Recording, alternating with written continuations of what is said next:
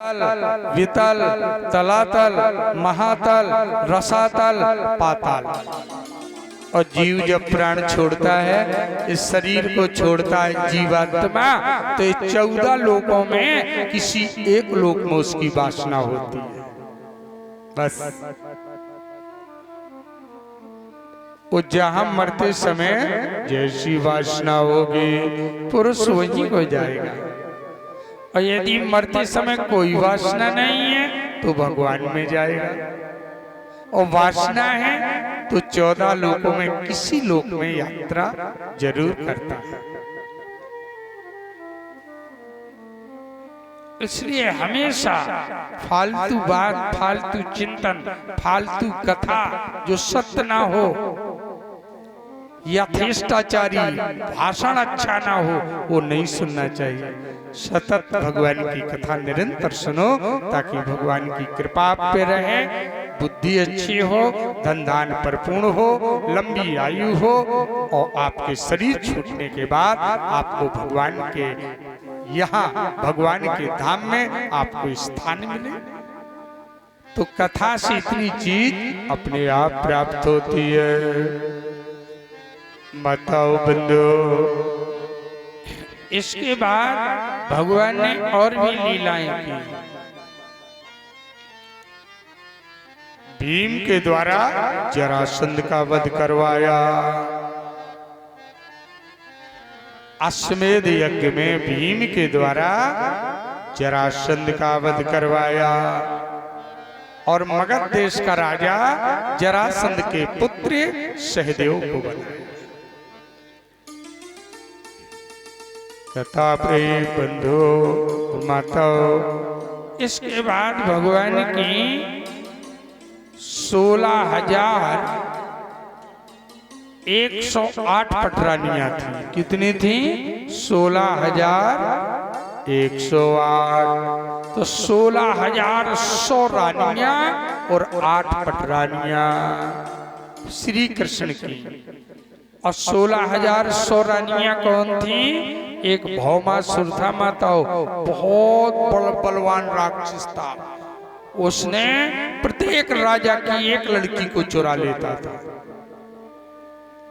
भारी उसका दुर्ग था। 5 मुंह वाला सांप रहता था रक्षा में।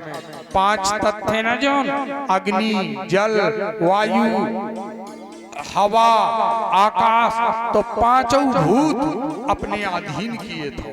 इसलिए उसे आग, पानी कोई मार नहीं सकता। और 16,100 रानियों का, कुंवारी कन्याओं को अपने महल में बंद किए था। तो भगवान कृष्ण सत्यभामा को लेके गए, क्योंकि वरदान था स्त्री पुरुष साथ में होके मारेंगे जब तू मरेगा। तो उन्होंने दुर्ग को तोड़ा, 5 मुंह वाले मुर नामक दैत्य को मारा, 5 तत्वों को उससे अलग किया। भगवान के छोड़ ये कोई कर भी नहीं सकता था। और सत्यभामा के साथ बैठ के सत्यभामा और कृष्ण ने धनुष को खींच के उस पर चक्र चढ़ा के और भौमासुर का वध किया। सरो हजारम राजेंद्रम साक्रीटम। भैया उसका सर धड़ से अलग हो गया। और 16,100 कन्याओं को आजाद किया। तो 16,100 कन्याओं को जब द्वारकाधीश ने आजाद किया, तो उन्होंने कहा प्रभु, भगवान बोले देवियों, अब तुम अपने अपने मन का पति चुन लो, और जो पिता के घर जाना चाहती हैं पिता के यहाँ चली जाओ। तुम राक्षस की कैद से आजाद हो। लेकिन वो 16,000 बोली प्रभु कहाँ जाएं? अब हम पिता के यहाँ मुँह नहीं दिखा सकती, क्योंकि ना हमें कोई अच्छे कुल और खानदान का पति हमारे साथ विवाह कर सकता, क्योंकि हम 2 साल भौमासुर के यहाँ रही। हमारा चरित्र और धर्म को उसने नष्ट कर दिया है। तुम जबरदस्ती से शादी करा भी दो तो यही कहेंगे, अरे भैया ये तो वही है जो भौमासुर के यहाँ से भाग के आई। तब पति हमारा सम्मान नहीं करेगा, पिता के पास जाएंगे तो ताने मिलेंगे। 3 दिन के लिए, 1 दिन के लिए जवान लड़की घर से चली जाए तो अच्छे खानदान वाला उससे विवाह नहीं कर सकता है। और हम तो 2 साल रही महाराज। अब तुम ही बताओ, ना तो हम शादी कर सकती और ना हम पिता के यहाँ जा सकते। तुमने अच्छा नहीं किया। भगवान कृष्ण ने सोचा देवियों तो तुमने क्या सोचा है? 16,000 बोली प्रभु, हे द्वारिकाधीश, हे माधव, हे कृष्णा, हमने यही सोचा है कि हम 16,000 यमुना जी में कूद के अपने प्राण गंवा देंगे। अरे भगवान ने कहा ये तो बहुत बुरा होगा। भगवान ने कहा तो वरदान मांगो, तुम जो चाहती हो, मरो मत, पे जो चाहती हो हम वही करेंगे। 16,000 ने कहा जो हमें चाहिए वही दोगे? कहा वही दूंगा। तो 16,000 चरणों में गिर गए।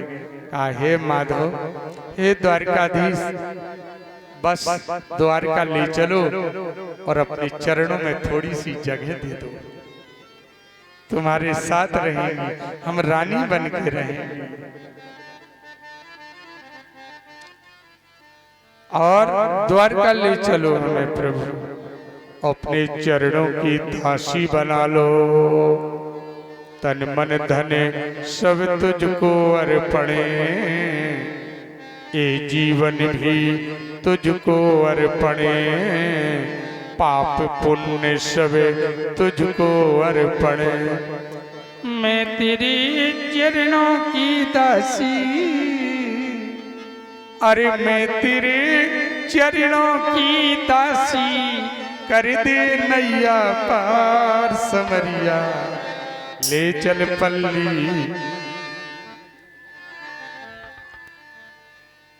समरिया, ले चल पल्ली पार समरिया, ले चल पल्ली पार समरिया।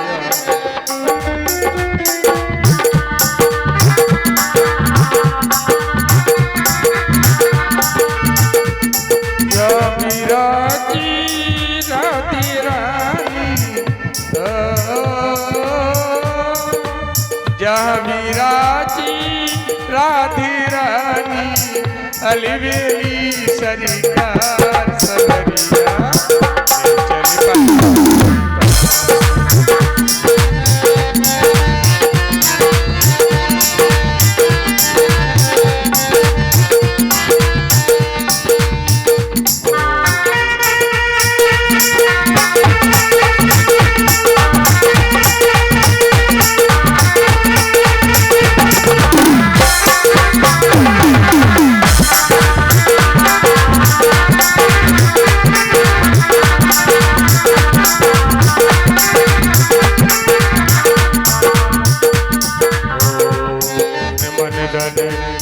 सबे तुझको अर्पण, ये जीवन भी तुझको अर्पण, पाप पुण्य सबे तुझको अर्पण।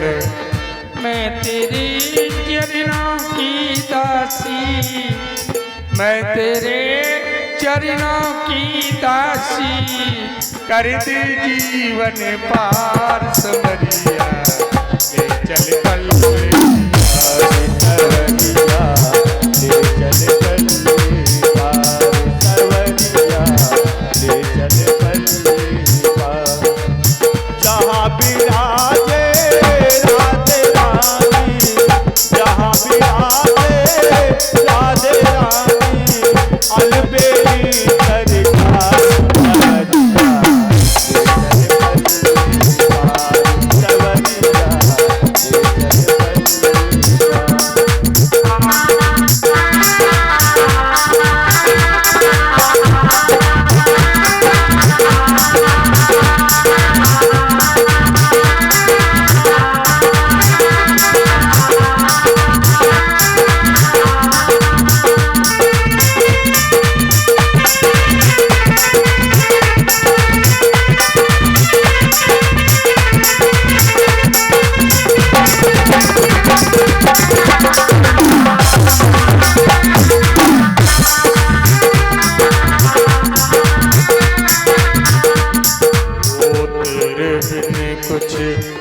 ब्याह नहीं है, जीवन की परवाह नहीं है, कोई सूझती राह नहीं है।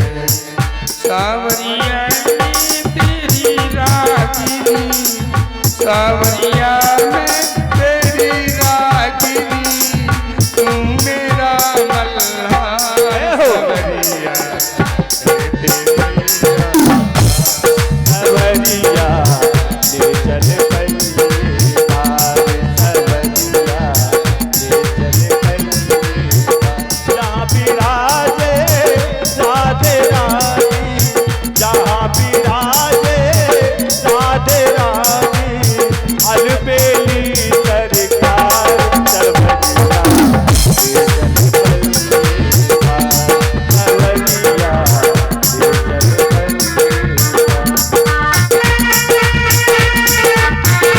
ले चल पल्ले पार।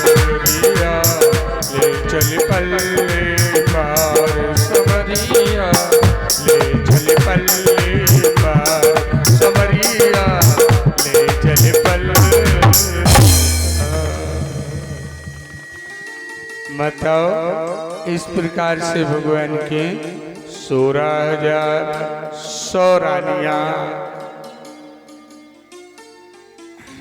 द्वारका में द्वारकाधीश के साथ विराजमान हुई। और भगवान की सुनो, द्वारकाधीश की मैया 8 पटरानियां थी, 8। सतभामा इस सत्रजित की पुत्री थी। सत्रजित यादव ने सतभामा और स्वयंतकमणि दोनों कृष्ण को अर्पण की थी। और दूसरी जामवती, ये जामवंत की पुत्री थी। 27 दिन युद्ध हुआ जामवंत जी से। भगवान ने राम रूप दिखाया तो फिर जामवंत जी ने गलती मानी और अपनी बिटिया जामवती बेटी कृष्ण को ब्याही दी। कालिंदी ये सूर्य की पुत्री थी। यमुना जल में तपस्या कर रही थी। अर्जुन के कहने पे श्री कृष्ण भगवान ने कालिंदी के साथ विवाह किया।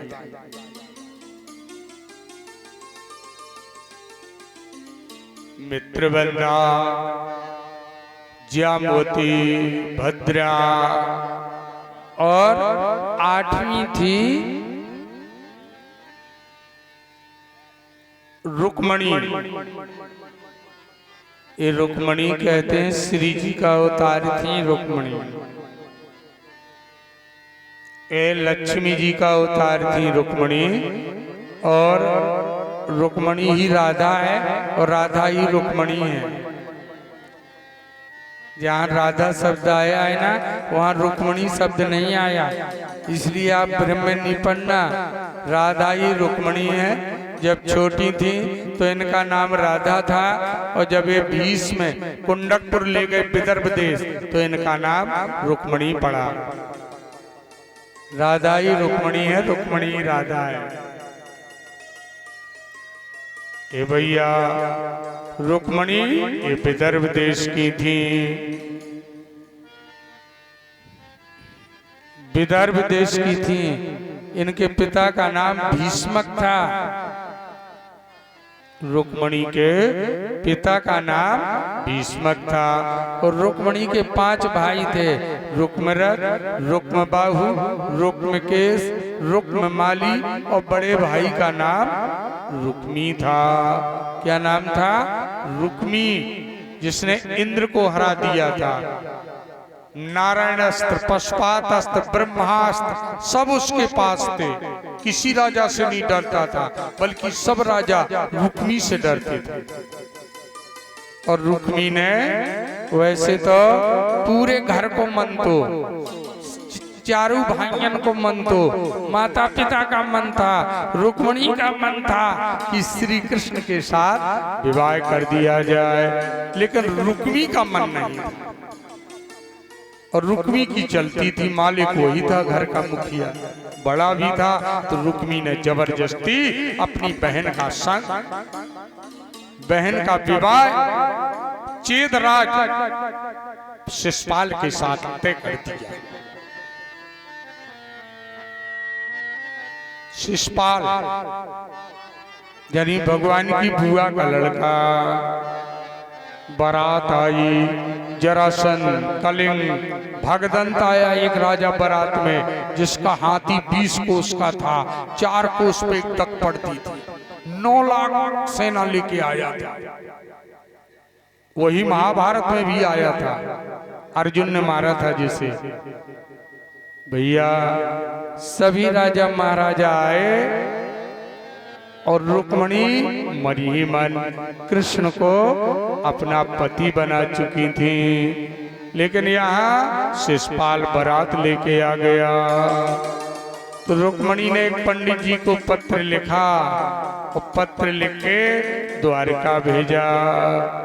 तो जाओ जल्दी। और जैसे श्री कृष्ण भगवान ने वो पत्र पढ़ा, उसमें लिखा था जैसे लड़ैया गीदड़ों के बीच में से शेर अपना हिस्सा ले जाता है, इसी प्रकार राजाओं महाराजाओं के बीच में से आप मुझे उठा के ले जाओ। देखो हमारे थोड़ी देर में हम कृष्ण और रुक्मिणी की बहुत सुंदर झांकी आप तक पहुंचाएंगे, आप तक दिखाएंगे। आप थोड़ी धैर्य को धारण करें और 2 कुर्सी सामने डलवाने का प्रबंध करें, जहां हमारे यजमान बैठे हैं।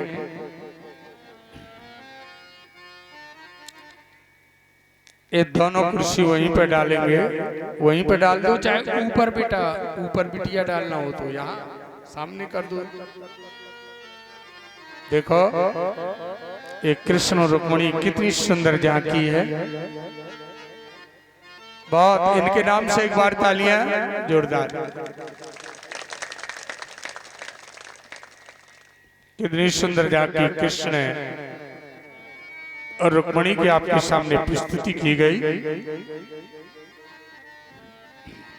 भैया और रुक्मिणी ने पत्र में लिखा कि मैं तन मन तीनों आपको अर्पण कर चुकी हूँ।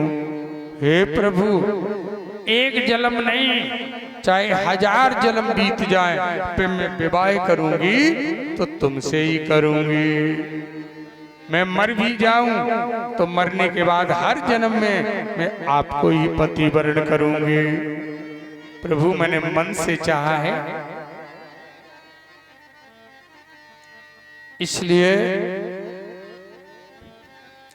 आप आ जाएं। आप पूछेंगे कि राजाओं महाराजाओं के बीच में तुम्हें उठा के कैसे ले जाऊंगा, तो हमारे यहाँ एक नियम है कि शादी के पहले देवी जी के मंदिर में जाती हैं। हमारा देवी मंदिर है गांव के बाहर, शहर के बाहर, वहां मैं और मेरी सहेली जाएंगी। बस तुम उसी मंदिर में रथ लिए रहना, और जैसे मैं आऊं मंदिर से निकलूं, आप मुझे रथ में बैठार के और द्वारका ले जाना। बिटिया खुद बता रही अपने भागे को पिला। माताओं बंधु, उसमें लिखा था मुरे बाके बिहारी पिया। पत्र में लिखा था मुरे बाके बिहारी पिया, चुरा दिल मेरा लिया।